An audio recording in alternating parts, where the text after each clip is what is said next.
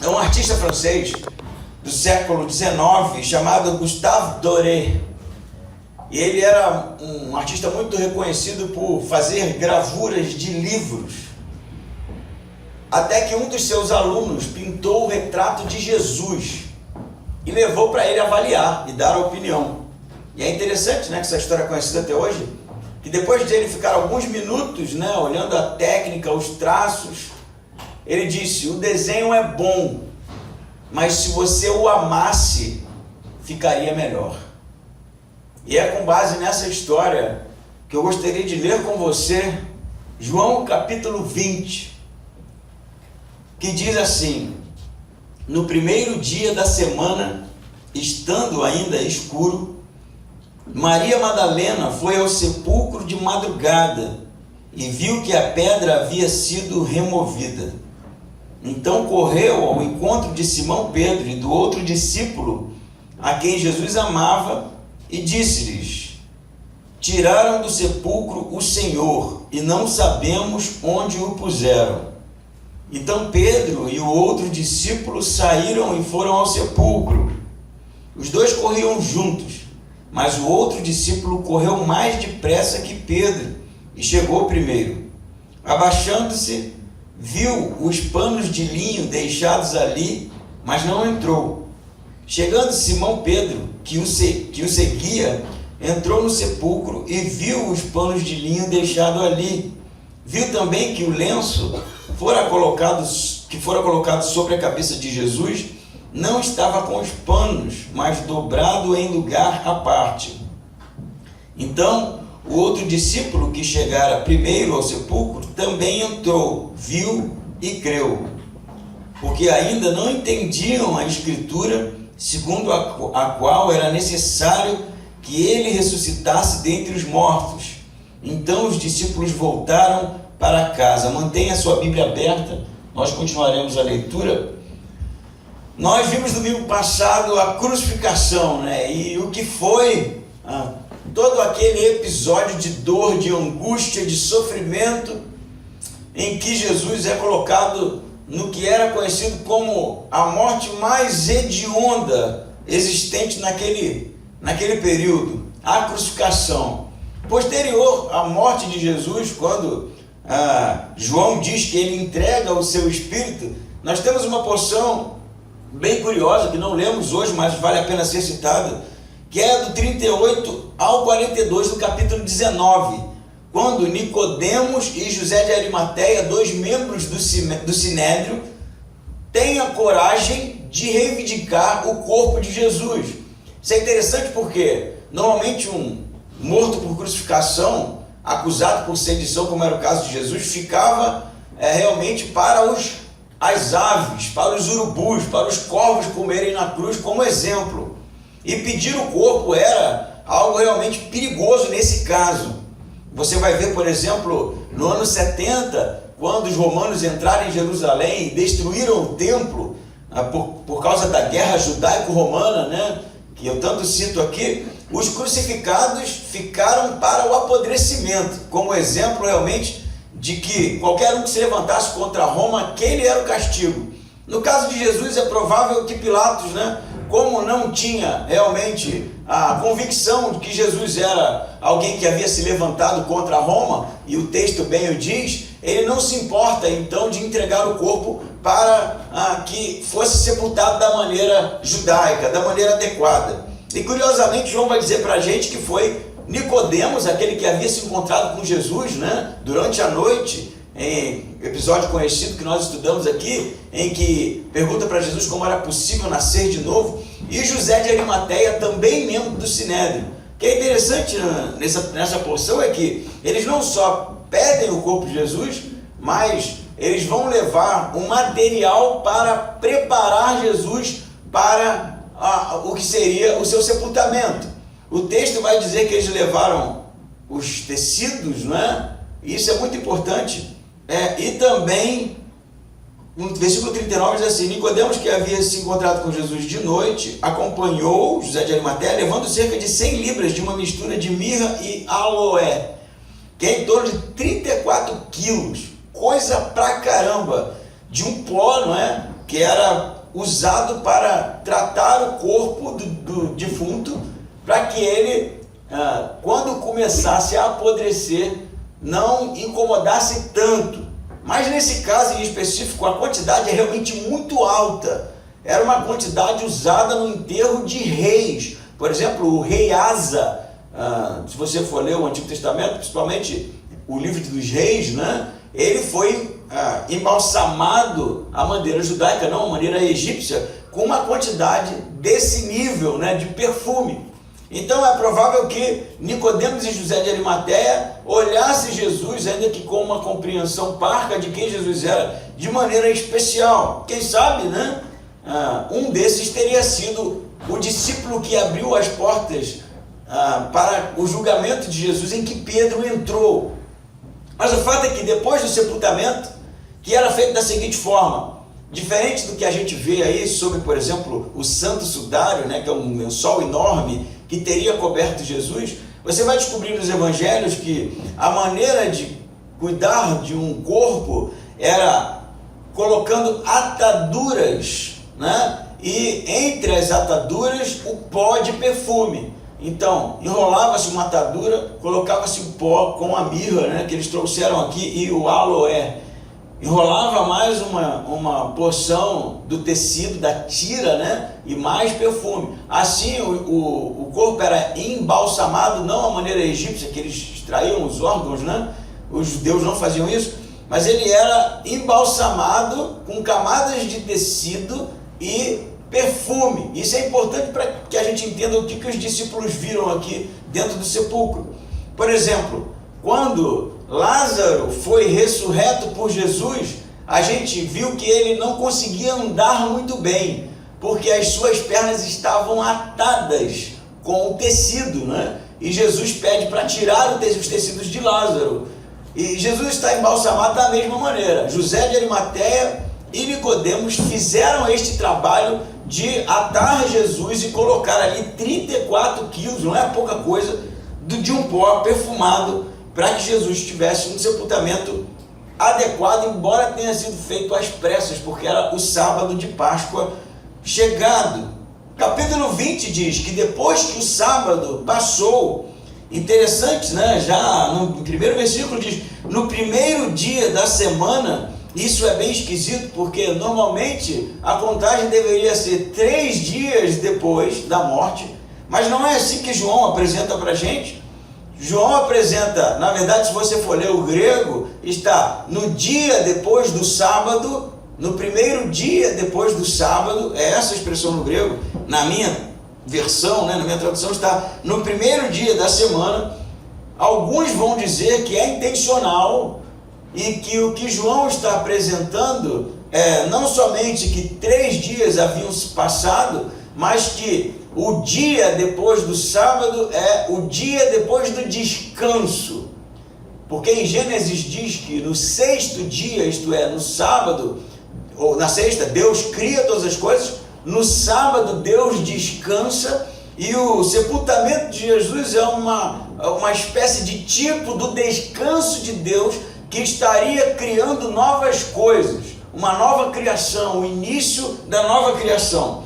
Independente de ser isso ou não, o primeiro dia da semana no texto marca realmente o que vai ser posteriormente o dia da adoração a Deus por parte dos cristãos, porque Jesus ressuscitou depois do sábado. O sábado como sendo representante da lei, né, da lei mosaica do Antigo Testamento, e o domingo como sendo algo novo, algo iniciado, algo que estava tomando forma e que tem o seu marco a ressurreição de Jesus.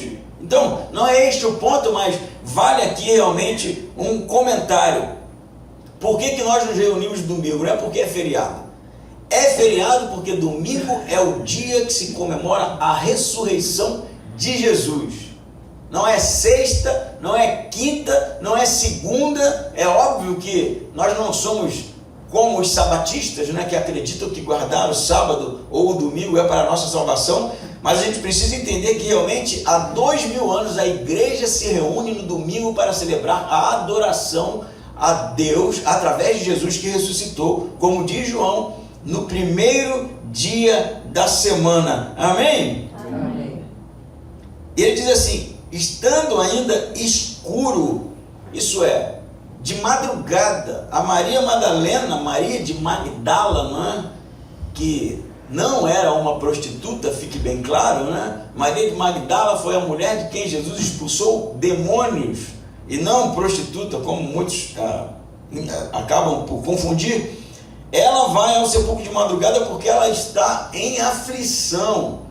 Ela era muito próxima de Jesus, ela era alguém realmente que se importava, né, a ponto de ir de madrugada no sepulcro. Você pensa, provavelmente Maria não estava sozinha. Os evangelhos dizem que foi Maria e outras mulheres. Em João ele não diz que foram as outras mulheres, porque o seu foco é a Maria Madalena, porque ela vai ser a primeira a ver Jesus ressurreto, assim como ela é a primeira também a ver o sepulcro aberto, né? Ele vai dizer que ela foi de madrugada, na aurora, né? Muito cedo, e talvez tenha em João, como nós encontramos no decorrer do seu evangelho, o fato de que João, toda vez que compara escuridão e luz, ele tem algo mais a dizer, como por exemplo uma limitação na compreensão. Ou mesmo quando Judas traiu Jesus, era noite. Ou quando Nicodemos não entende as palavras de Jesus, era noite. E pode ser que, já no versículo 1, o que João tem para dizer para nós é que, quando Maria foi ao sepulcro, ela estava limitada, ela estava no sentido de não perceber o que estava acontecendo, porque a escuridão lhe cegava. Ela viu então a pedra removida. Vocês já viram em filme como era, né? O sepulcro era cavado na pedra, né? E dentro você tinha uma escultura em forma de arco e um lugar embaixo para depositar o corpo. A pedra não era uma pedra redonda, né? Como a gente vê, por exemplo, nas histórias de criança, né? Uma rocha enorme, ninguém iria mover aquilo, mas era algo esculpido, redondo, né? Que poderia ser, através de uma valeta, movido. Era óbvio que Maria não ia tirar essa pedra, né? Eu acho que ela provavelmente tinha essa preocupação, chegando lá de noite, quem é que vai tirar isso para mim, né? Ou para elas, porque era necessário alguns homens ali para mover aquela pedra naquela valeta, para sair realmente da frente da cavidade que dava acesso ao interior do sepulcro. Então ela, quando chega próximo, embora esteja de noite, né, a madrugada ainda escuro, ela percebe que a pedra havia sido movida, e ela fica cheia de preocupação e volta correndo. Por quê? Porque era muito comum naquele período haver roubo de sepulcros, ladrões que entravam e procuravam alguns bens que às vezes eram colocados junto com os que morriam. Isso é tão comum nesse período em que, no ano 40, Roma vai instituir uma lei que era pena de morte para quem entrasse nos sepulcros para roubar, porque era muito comum acontecer, como é hoje ainda, né, em alguns lugares. Então, quando ela vê a pedra removida, a primeira leitura que ela faz é que roubaram o corpo, violaram, foram salteadores ou algo do tipo, e ela se preocupa. Então você percebe que ela vê a pedra removida, mas o texto não diz que ela enfia a cabeça lá dentro para olhar. Ela simplesmente, naquela escuridão, diante desse episódio inesperado, ela volta correndo para avisar os homens, né? Porque realmente a leitura que ela faz é que haviam entrado e mexido no corpo de Jesus, diz o versículo 2. Esse texto é uma correria danada, né? Vai Maria correndo, volta Pedro correndo com João, João corre mais que Pedro, depois Maria Madalena, provavelmente, que foi avisar, volta correndo novamente, né? Vamos acompanhando a correria e o ritmo que é realmente a narrativa. Então correu ao encontro de Simão, Pedro e o outro discípulo, provavelmente João, né? Que é o que conta a história, o discípulo amado. E ele vai salientar a quem Jesus amava. E disse-lhes: tiraram do sepulcro o Senhor e não sabemos onde o puseram. Esse é o desespero de Maria. Levaram, né? Provavelmente Maria vai lá para finalizar o sepultamento, né? Para fazer as coisas da maneira adequada, e provavelmente até para retirar o corpo de lá, porque aquele era um sepulcro improvisado, para colocar Jesus no sepulcro que seria da família. Então ela, quando não vê o corpo de Jesus, faz essa leitura, levaram o corpo, roubaram, jogaram numa vala comum, alguma coisa aconteceu, e isso enche ela de angústia. Se ela já estava angustiada porque Jesus havia morrido, né? Passou chorando a sexta, o sábado inteiro, e nem conseguiu dormir provavelmente, de madrugada já se levantou, chorando aos prantos, chega lá, o corpo não está, o que piora muito a situação, ela sai correndo agora, avisa os discípulos que ao ouvir Pedro e outros discípulos, versículo 3, foram ao sepulcro. Aí tem uma narrativa bem engraçada aqui, que é os dois, versículo 4, corriam juntos, mas o outro discípulo, João, né, correu mais depressa que Pedro e chegou primeiro. Muito se especula sobre isso aqui, né? Mas a interpretação tradicional é que João era mais novo que Pedro. Ele era um rapaz ainda. Por isso, na hora da corrida, ele tomou a frente. Então, a experiência de João é tão vívida do que aconteceu, que ele até esses míseros detalhes, eu corri mais que Pedro ainda, cheguei na frente, é algo que ele salienta na sua narrativa, fruto de alguém que realmente foi testemunha ocular do que aconteceu. Ele chega primeiro, mas no versículo 5, diz que ele abaixa-se e olha, né? Na minha versão está viu, mas é olhar, ele não entrou, ele não teve uma visão exata do que estava acontecendo. Ele olha e ele vê, importante, os panos de linho deixados ali, mas não entrou. Mas Pedro, né, versículo 6, como era Pedro, aquele cara que vai realmente no calor do momento, saiu invadindo o sepulcro, né? João parou ali, do lado de fora, né? Vai saber por quê, chocado, quem sabe, né? Com receio, mas Pedro não, Pedro chegou depois, mas saiu entrando no sepulcro. E aí diz o versículo 7, viu também que o lenço que fora colocado sobre a cabeça de Jesus não estava com os panos, mas dobrados em lugar à parte. O 8 diz assim, então o outro discípulo que chegara primeiro ao sepulcro também entrou, viu e creu. Peraí, vamos devagar, o que aconteceu aqui? Nos filmes, né, tem um pano, né? Um pano, um lençolzão assim, no canto, né? E aí, teria sido isso que os discípulos teriam visto. Mas não é isso que a narrativa diz. O que impressiona João e Pedro, embora o texto não fale que Pedro creu, né? Lucas vai dizer que Pedro saiu muito impressionado. E João vai dizer que ele, quando viu, creu. O que João viu? João viu as ataduras que foram enroladas no corpo de Jesus, dispostas da maneira que foi enrolada. Ele não viu um pano jogado no canto. Primeira leitura que esses homens fizeram, quem que levou o corpo e teve o trabalho de tirar as ataduras? Estranho, né? Ninguém faria isso, ia perder tempo ali desatando aquilo tudo, 34 quilos de perfume, atadura pra caramba, não iria, né? Primeira leitura que eles fazem. Segunda narrativa de João, o pano que envolvia a cabeça, que não é um santo sudário, não era um tecido pequeno que enrolava a cabeça do morto, como estava na cabeça de Lázaro. Então ele tinha o corpo todo atado em tecido e a cabeça um tecido enrolado para tampar o rosto. Diz o texto, aí você vai ter várias versões, que estava dobrado, algumas versões, colocado à parte, mas a ideia no grego é que o tecido do corpo estava onde o corpo estava e o tecido da cabeça estava no lugar onde estava a cabeça. O que impressiona João é que o que ele viu foi que o corpo sumiu. Isso que ele entendeu, ele olhou e pensou, impossível alguém ter tirado o corpo de dentro das ataduras e arrumado no lugar onde o corpo estava e levado somente o corpo. Pedro estava impressionado, ele não entendeu nada, né? Como assim? Que coisa mais estranha que aconteceu aqui.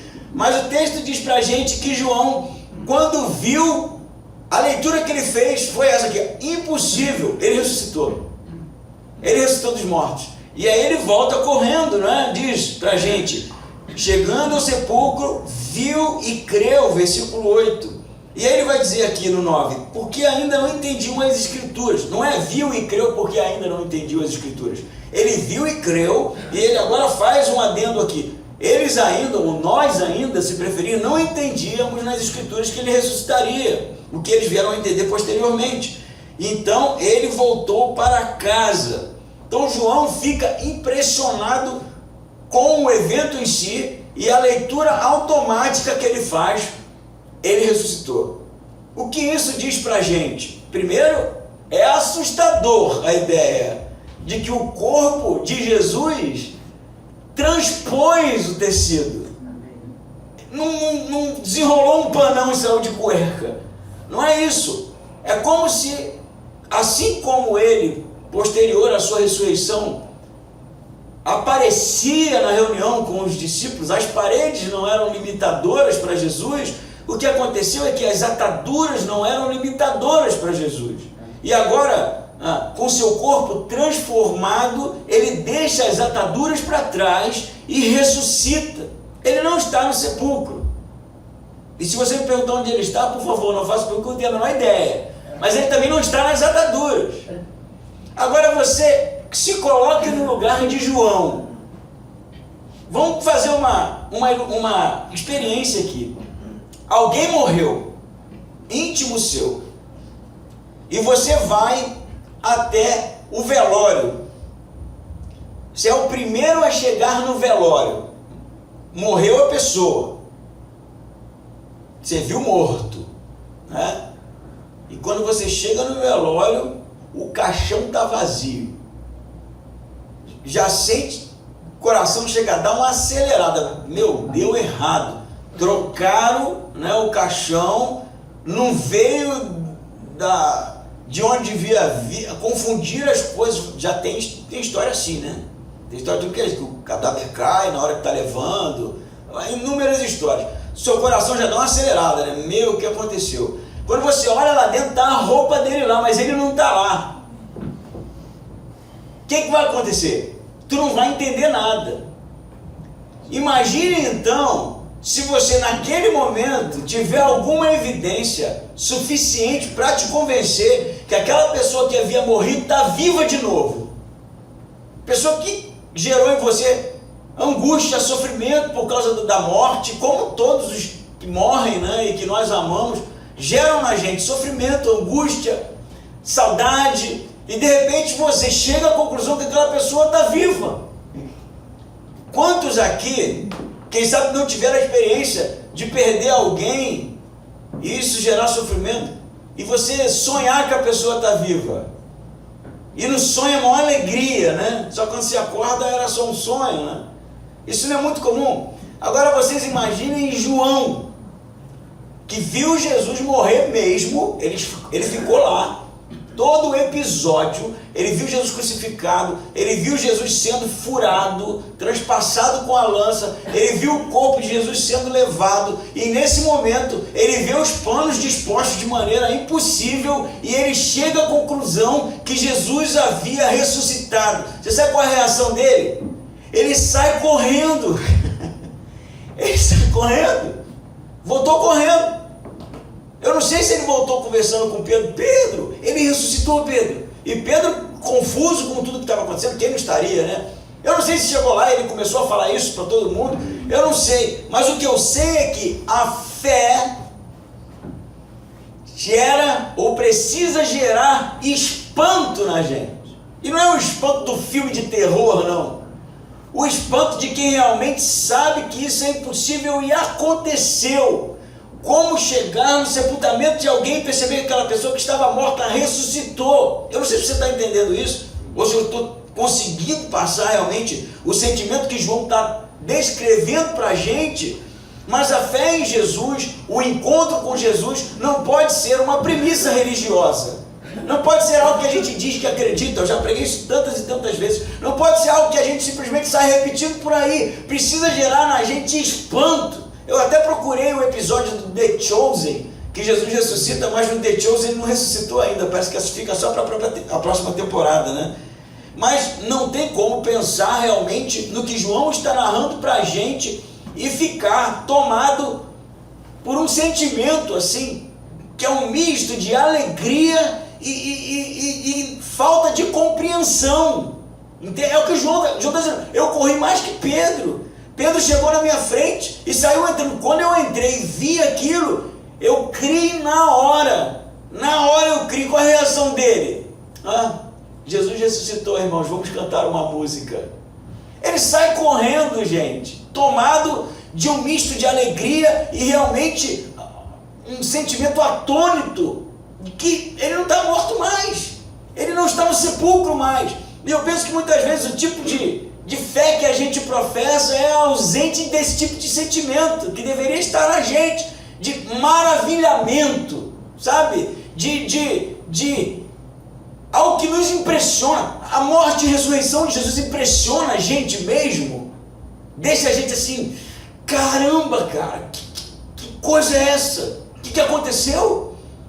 Como assim? E a gente sai correndo, e sair correndo aqui é, quem sabe, uma explosão, né? De emoção, sem saber o que fazer. Eu acho que a nossa profissão, embora teologicamente seja correta, ela é muito mecânica. A gente diz, quem quer aceitar Jesus? Não, né? A Páscoa, gente, é o dia mais importante para o cristianismo. Eu já preguei na Páscoa aqui com meia dúzia. Que eu acho que tem a impressão que a gente não entendeu foi nada. A gente não entendeu foi nada. E a ressurreição virou uma coisa pop, que todo mundo repete, todo mundo conhece, todo mundo gosta, mas não entendeu o que isso realmente significa. Porque se Jesus ressuscitou dentre os mortos, nós também ressuscitaremos. Amém. Se Jesus ressuscitou dentre os mortos, não interessa mais nada. Não interessa mais nada. O Beto veio aqui e falou sobre as frustrações, né, Beto? Aquilo que toma a gente, não importa. Se Jesus ressuscitou dentre os mortos, isso não interessa, é secundário. Isso não pode realmente causar mais espanto na gente do que o evento que Deus realmente nos mostrou, evidenciando a graça, misericórdia e amor. Vocês também ressuscitarão dentre os mortos, assim como meu filho ressuscitou. É isso que João viu. Eu poderia fazer um desafio que sai correndo agora dizendo que Jesus ressuscitou. Você vai me olhar e vai dizer, vai tu primeiro, pastor.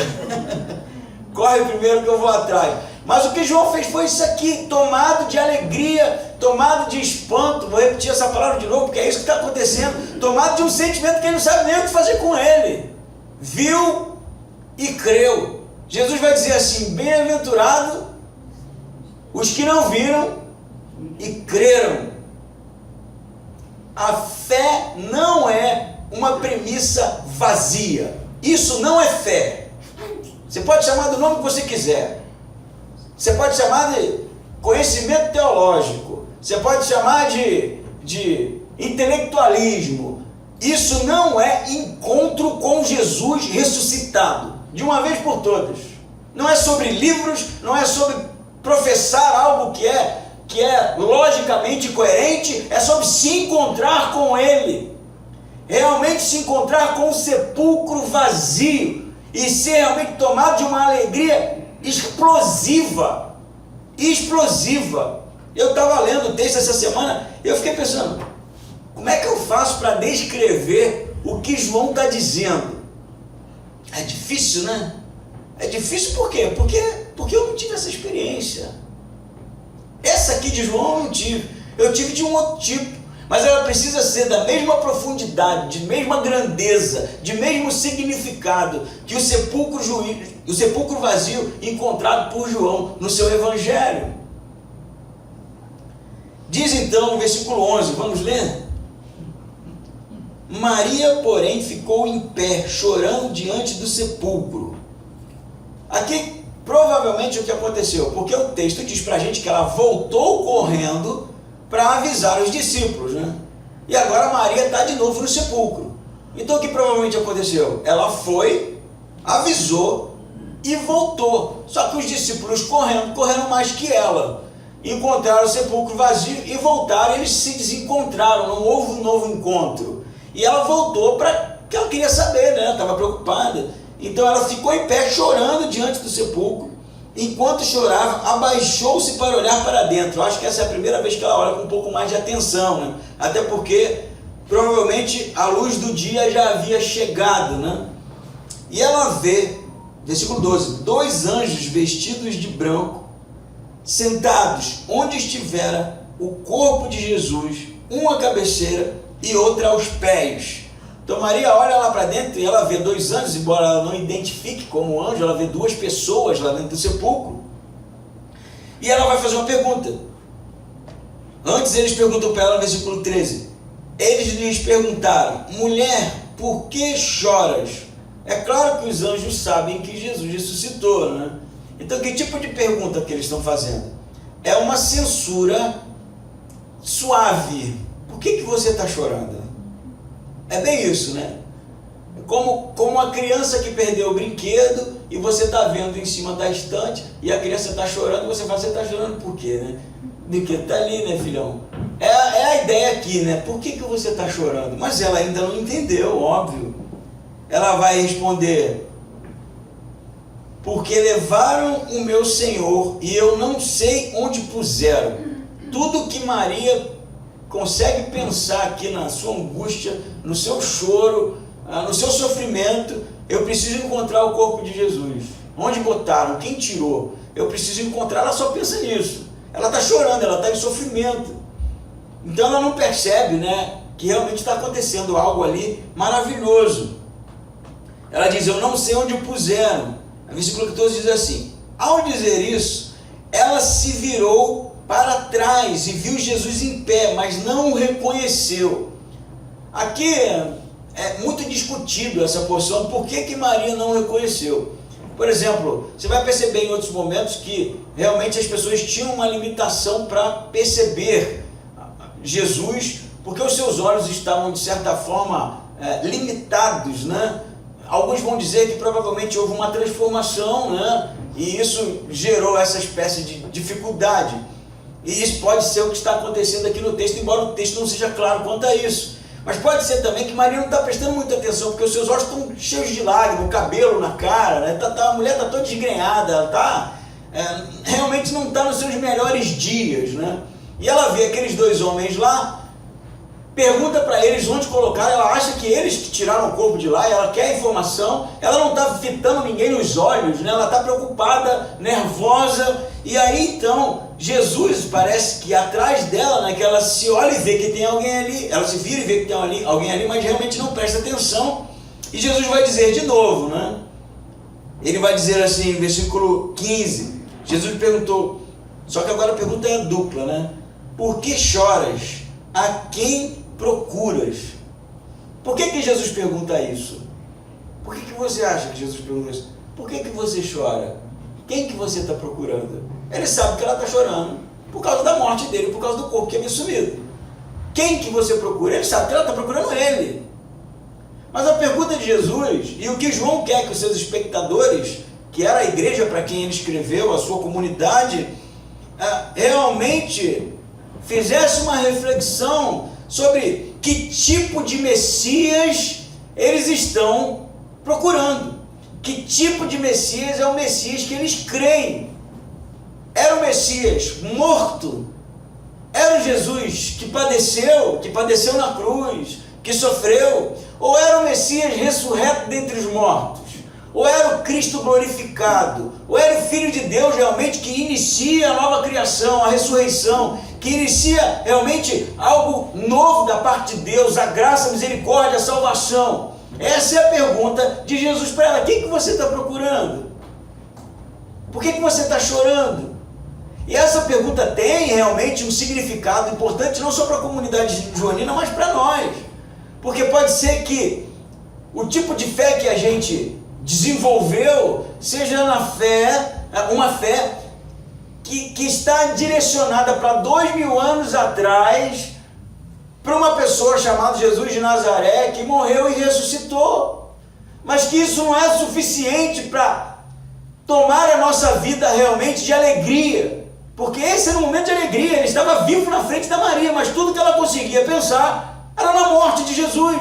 Tudo que ela conseguia ver é que roubaram o corpo, ela não estava vendo o óbvio na sua frente, por causa realmente da situação tensa, né, angustiante. E João tem realmente uma mensagem para nós, que é o Jesus ressurreto, precisa ser o Jesus que inspira na gente alegria, que inspira na gente satisfação, que inspira na gente plenitude. Ele está vivo novamente. E aí a pergunta de João para a gente é: que tipo de Jesus você procura? É o Jesus que tem a solução para todos os problemas da humanidade, a salvação, e isso é suficiente para nós. Mas é o Jesus que realmente não resolveu todas as coisas, tem algumas coisas que precisam ser resolvidas. E a gente carrega, de certa forma, uma espécie de angústia, num tempo em que deveria ser o tempo da alegria, o tempo da plenitude, porque essa foi a história da igreja. A igreja ardeu de paixão por isso aqui, a igreja morreu por isso aqui, a igreja realmente suplantou, ou melhor, suportou inúmeras diversidades e perseguição em nome da ressurreição de Cristo. E a nossa geração? É isso mesmo que a gente sente? O Messias da nossa fé, o Cristo da nossa fé, é o Cristo que significa tudo para a gente? Ou Jesus ainda precisa dizer: quem que você está procurando? Quem que você está procurando? Quando você estiver no tempo da sua crise, que todos têm, no tempo do sofrimento, no tempo da escassez, no tempo da perseguição, no tempo do que você quiser pensar de coisas ruins e negativas, lembre-se disso: o Cristo que nós cremos ressuscitou dentre os mortos, e isso precisa ser suficiente para nós. Precisa ser suficiente para nós. Quando tudo estiver ruim, você lembra disso aqui, pura e simplesmente: Jesus ressuscitou.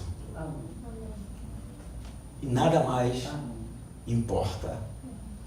Porque se Cristo ressuscitar não é suficiente para tirar de nós realmente uma adoração genuína, uma confiança e esperança plena, o Messias que nós estamos procurando é outro. É aquele fraquinho, é aquele realmente que não pode resolver tudo, sabe? Precisa de uma coisa a mais, precisa de buscar mais, quem sabe ficar rico, quem sabe ter saúde, quem sabe realizar sonhos. E aí, quando isso acontecer, quem sabe eu vou viver a plenitude da minha fé. Não, precisa ser tudo para você hoje, ontem. Você precisa entender isso. É suficiente, o problema do homem foi resolvido. A morte não é mais um fator limitador para nós. Jesus ressuscitou dentre os mortos. A quem você procura, Maria? Por que você está chorando, Maria? Que Jesus pergunta para você hoje, recebi agora, ó, profecia. Quer ouvir? Por que você chora? Você está chorando por causa de quê? É o que Jesus diz aqui. Por que você chora? Ah, Deus, eu estou chorando por causa disso. Jesus fala: eu ressuscitei dentre os mortos. Amém. Entende isso? O texto vai ficar mais intenso ainda, né? A ressurreição é assim, cheia de tensão, né? Ele diz: a quem procuras? Diz o versículo 15: pensando ela que fosse o jardineiro. Isso aqui é muito interessante, né? Ela ali tem um jardim, a gente já viu, né? O sepulcro ficava no jardim. Ela viu os dois homens lá dentro, acho que eles levaram, e Jesus, ela acha que é o jardineiro que trabalha ali, né? O zelador. Muita gente em João diz mais do que sabe, né? Embora ela ache que é o jardineiro, e essa é a compreensão dela, Adão era o jardineiro, né? Originalmente, no Gênesis. Eis aqui o novo Adão, o que inicia algo novo, como eu já falei. Então, na boca de Maria é realmente um conteúdo teológico muito maior do que o que ela pensa saber. Ela acha que é o jardineiro mesmo. E aí ela vai dizer para ele: Senhor, se tu levaste, dize-me onde o puseste e eu levarei. Olha que coisa, que gracinha, Maria, né? Ela não ia levar o cadáver de um homem, né? Com 34 quilos de perfume atado, não ia levar, né? Ela não conseguiria carregar. Mas ela não está muito preocupada com isso, não. Ela diz onde você colocou, que eu levo. Aqui provavelmente as mulheres não estão mais com ela, né? Eu levo ele, eu preciso cuidar, eu preciso deixar o corpo adequado para o sepultamento digno. Aí 16 é top, velho, é top demais. Então Jesus lhe disse, Maria, e provavelmente não é Maria, né? Porque o nome é Miriam e não Maria. Miriam e Maria, na verdade, é o mesmo nome. Mas Jesus provavelmente chama ela de uma maneira íntima. E é no momento em que Jesus chama pelo nome dela que os olhos dela se abrem. Não é isso que está aqui? Então Jesus disse, Miriam, virando-se ela, lhe disse na língua aramaica, né? A língua dos hebreus daquele tempo, Rabone, que significa mestre. Rabone é um pouco mais do que mestre, né? É uma maneira mais respeitosa do que rabi. Mas isso é lindo no texto. Ela está ali angustiada, procurando o corpo. Jesus está na cara do gol, ela não enxerga por causa do seu sofrimento.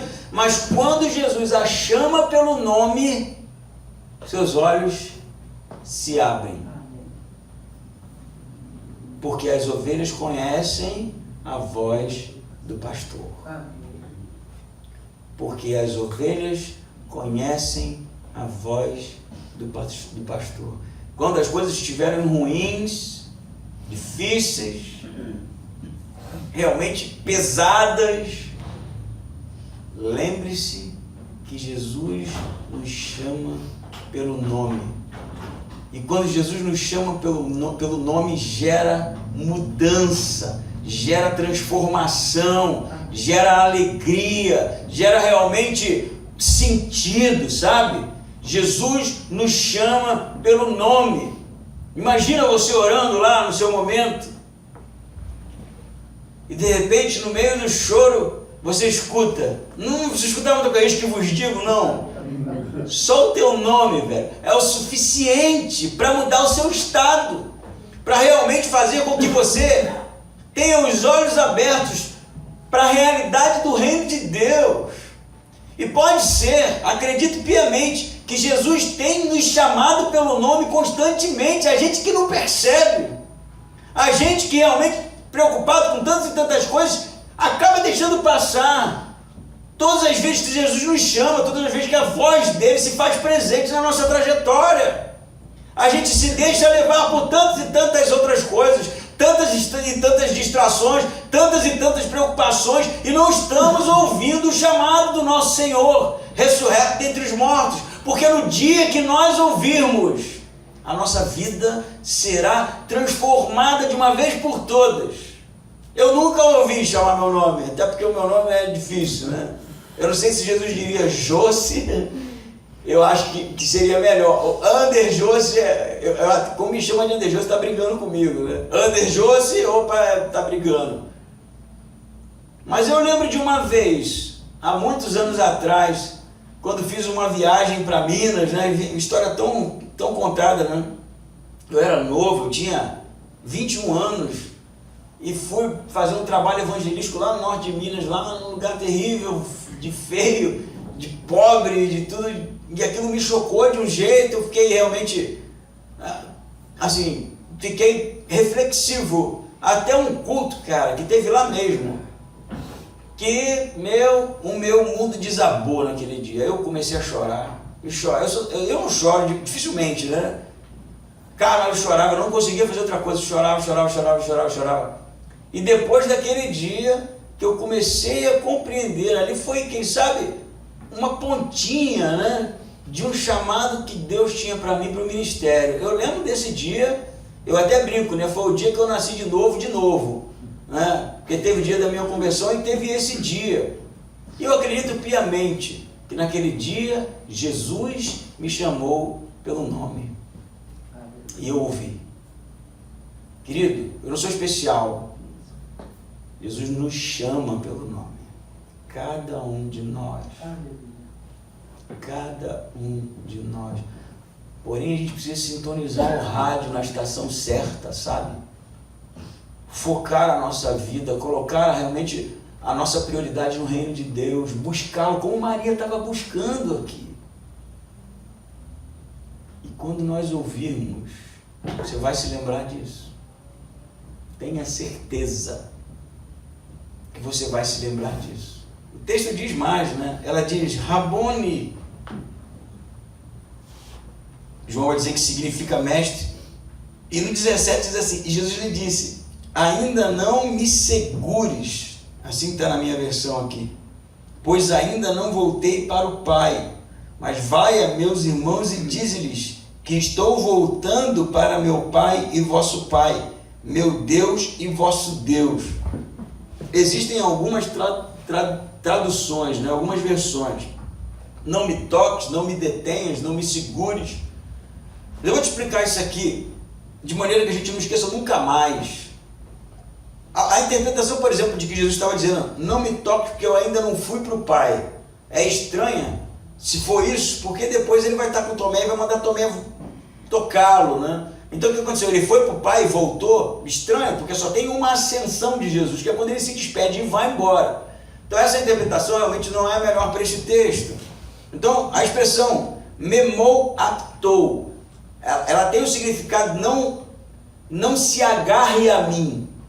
Porque pensa, Maria estava nesse estado que a gente viu, angustiada. Quando ela percebe que é Jesus ressurreto, o que você acha que aconteceu? Ela caiu no chão, agarrou nas pernas e ficou ali. Era assim que se fazia, né? Em respeito, e em alguns momentos em adoração, ela caiu no chão, agarrou as pernas de Jesus chorando e ficou ali. E o que Jesus está dizendo para Maria era, Maria, não se apegue a mim, não fique agarrada em mim. É essa a ideia, porque eu ainda não fui para o Pai, eu vou ficar um pouco mais ainda. É isso que está acontecendo. É como se Jesus estivesse dizendo, Maria, eu não sou um sonho realizado que precisa ser guardado a 7 chaves e protegido. Relaxa, Maria, eu ainda não fui para o Pai. Diga para meus irmãos que eu ainda irei para o Pai, meu Pai e vosso Pai, meu Deus e vosso Deus. Até isso muda, porque normalmente quando Jesus se refere a Deus, ele fala meu Pai, não é isso? É sempre meu Pai, meu Pai, o Pai, meu Pai. Agora, depois da ressurreição, é meu Pai e vosso Pai. Algo mudou, cara. Algo aconteceu aqui. Meu Deus e vosso Deus. É como se Jesus estivesse olhando para eles agora como os irmãos, uma família, sabe? Algo que estava realmente no seu lugar agora, de maneira correta, adequada, a palavra que eu gosto muito de usar. Vai lá, Maria, não fique aqui me segurando como se eu fosse embora a qualquer momento. E aí é que tá, o que João está querendo dizer para a igreja, quando ele escreveu? Vai e diga. E aí o que o versículo seguinte diz? E Maria de Magdala foi anunciar aos discípulos o quê? Vi o Senhor. Maria, não fica aqui agarrando, Maria. Maria, para com isso. Eu não vou embora agora. É o que Jesus está dizendo. Eu não vou embora agora. Mas você precisa, porque o texto é uma correria só, né? Gente correndo para lá e para cá, volta correndo de novo, Maria. Tá de Maria, né? Foi correndo, voltou correndo, foi correndo. Jesus está falando, volta agora de novo e diz para os meus irmãos, vi o Senhor. E é isso que ela vai fazer. E qual é a missão da igreja? É ficar aqui, né? Agarrando Jesus pela orla. A gente até canta, se eu tocasse somente a tua orla, Senhor. Tem música assim, né? Ficar aqui num momento de adoração, vamos fazer 3 tendas aqui pra gente, né? E a gente fica na contemplação aqui, buscando os dons espirituais. É isso. É ir e anunciar. Eu tive um encontro com Jesus. Eu tive um encontro com Jesus ressurreto. Eu vi o Senhor. Essa é a mensagem da igreja primitiva. Queremos viver o evangelho da igreja primitiva. Pregue o Jesus vivo. Compartilhe o Jesus que muda a vida das pessoas. Anuncie a salvação através do Cristo ressuscitado, do Cristo ressurreto. Essa é a mensagem do evangelho da graça, da salvação. Não é anunciar, Jesus te ama. Ele ama mesmo. Mas essa não é a mensagem original. Não é anunciar, vamos lá na minha igreja. Essa não era a mensagem original. Eu tive um encontro com Jesus e Ele mudou a minha vida, mudou o meu lamento em alegria, mudou o meu pranto em alegria. Eu fui transformado por Jesus. Parece uma coisa assim, didática, né? Pedagógica, até um pouco ingênua, mas essa era a mensagem da igreja. Jesus ressuscitou dentre os mortos e eu vi. Eu sou testemunha, João está contando isso para a gente. Eu não vi Jesus ressurreto, mas eu sei que Ele está ressurreto, porque Ele habita em mim, porque Ele mudou a minha vida, mudou a sua vida. Isso precisa ser genuíno, verdadeiro. A gente não pode viver um evangelho trancafiado na igreja, de cara feia, olhando, procurando defeitos. A gente precisa realmente viver um evangelho que muda a nossa história, que nos inspira, que nos enche realmente de graça e desejo de compartilhar que Jesus está vivo e ressuscitou dentre os mortos. Amém? Amém? Gente, só tem esse evangelho. Não tem nenhum outro. Eu não conheço. Se você conhece, por favor, me mostre. Porque o bíblico é esse aqui. O evangelho de que Cristo ressuscitou dentre os mortos. A gente estava estudando um livro e aí teve um capítulo que o autor fala muito mais do que o conhecimento teológico, né? Ele provavelmente estava combatendo o que no seu período era chamado de Jesus Seminar, né? Que foi um movimento acadêmico que realmente mais atrapalhou do que ajudou, né? Na busca pelo Jesus histórico. E o Tozer realmente está combatendo aquilo que era do seu tempo, e ele vai dizer: o maior argumento sobre o Jesus histórico é a experiência com Ele.